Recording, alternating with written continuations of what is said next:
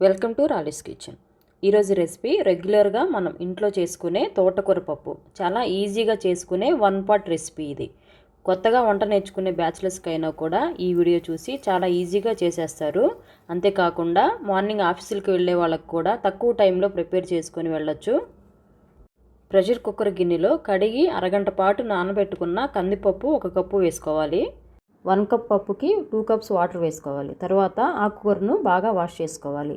ఆకుకూర కడిగేటప్పుడు గిన్నెలో వాటర్ పోసి అందులో ఆకుకూర వేసి బాగా గిలకొట్టి పైకి తీసి ప్లేట్లో కానీ జాలి గిన్నెలో కానీ వేసుకోవాలి. ఇలా కాకుండా వాటర్ పంపేసినట్లయితే ఆకుకూరలో ఉండే ఇసుక మట్టి లాంటివి ఆకుల్లోనే ఉండిపోతాయి.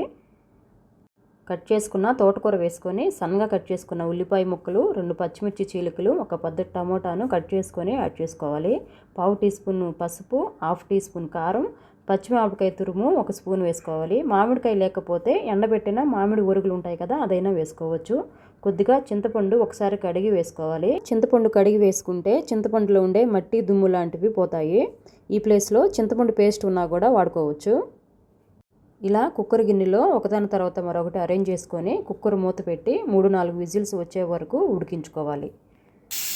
కుక్కర్ ప్రెషర్ పోయి చల్లారిన తర్వాత సరిపడా ఉప్పు వేసుకొని పప్పు గుత్తితో కానీ స్మాషర్తో కానీ స్మాష్ చేసుకొని, పప్పు గట్టిగా ఉంటే కనుక కొంచెం వాటర్ యాడ్ చేసుకొని కలిపి పెట్టుకోవాలి. పప్పు కన్సిస్టెన్సీ జారుగా ఉండేలా ఉంటే చల్లారిన తర్వాత కూడా గట్టిగా లేకుండా ఉంటుంది. పప్పుకి తాలింపు వేయడానికి 2 స్పూన్లు ఆయిల్ వేసుకొని తాలింపు గింజలు వేసుకొని సన్నగా కట్ చేసిన ఉల్లిపాయ ముక్కలు, 3-4 దంచిన వెల్లుల్లి రబ్బలు, కరివేపాకు, ఎండుమిర్చి చీలికలు, చివరగా కొద్దిగా ఇంగువ వేసి తాలింపు అంతా కూడా బ్రౌన్ కలర్ వచ్చే వరకు వేయించుకొని పప్పులో వేసి కలిపి 2 నిమిషాలు ఉడికించుకుంటే గుమగుమలాడే తోటకూర పప్పు రెడీ. తర్వాత ఇలా పప్పుని వేడిగా ఉన్న తాలింపు గిన్నెలో వేసుకుంటే మంచి వాసనతో పాటు రుచి కూడా రెట్టింపు అవుతుంది. తోటకూర పప్పు కరెక్ట్గా ఈ పద్ధతిలో కనుక చేస్తే ఎంత రుచిగా ఉంటాయో, అంతేకాకుండా చాలా ఈజీగా కూడా చేసేసుకోవచ్చు. వేడివేడి అన్నంలో పప్పులో నెయ్యి వేసుకొని తింటే చాలా రుచిగా ఉంటుంది. సైడ్కి వడియాలు కానీ చల్లమిరపకాయలతో కానీ నంచుకుని తింటే చాలా కమ్మగా ఉంటుంది. తప్పకుండా మీరు కూడా ట్రై చేసి ఎలా వచ్చిందో కామెంట్స్లో తెలియచేయండి.